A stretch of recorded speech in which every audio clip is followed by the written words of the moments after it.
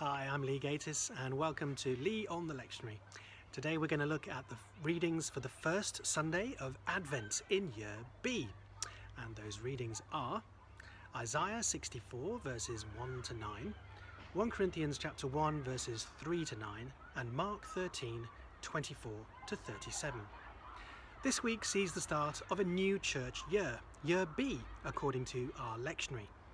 And the theme of our readings for this first Sunday in Advent is waiting for the coming of our Lord Jesus Christ. Yet as the world gears up for Christmas festivities, it is not the first coming of Christ in his lowliness and humility that we are anticipating, but his revelation in glory at the last day. Isaiah 64 looks forward longingly to the arrival of God, the anointed conqueror. Isaiah calls for God to tear the heavens open and come down as he came down in the past to do awesome deeds and shake the mountains. There has never been a God like him who works for those who wait for him, rewarding the patient faith of those who remember him and gladly do what is right. This reminds us of the stunning basis of our faith.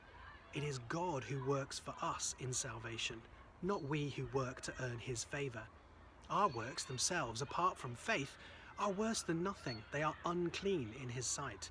So his judgment is always justified, even when he hides his fatherly face from us for a time. Yet even so, we can appeal to him on the basis of his covenant with us. We are his people, whom he cannot forget.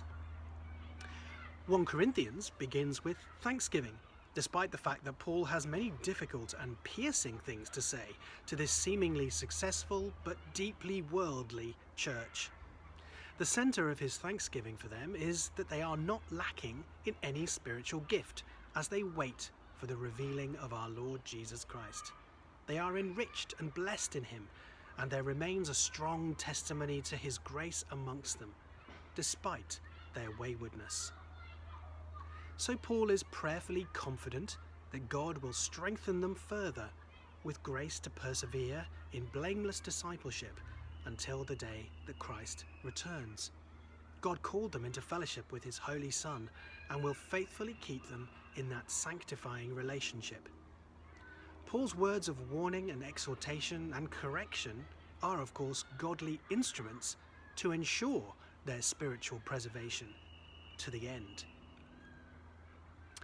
Much has been written on our Gospel reading in Mark chapter 13, and some have suggested that it refers not to the final coming of Christ in glory, but to his impending crucifixion, where the sun was darkened in the middle of the day and the powers of heaven were shaken.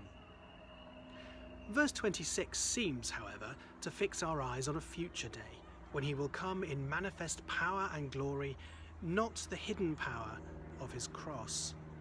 On that day, the elect will be gathered in from around the world by the angels. The day is near, says Jesus, but no one can know exactly when it is going to come. Only the Father has it marked decisively on his calendar. Our task, in the meantime, is to be alert and awake.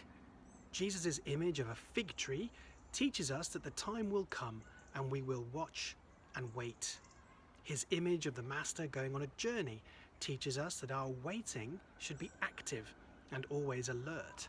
When the Master returns, we must not be found asleep or in selfish stupor or have lives characterized thus, but be sober and ready to welcome the happy day.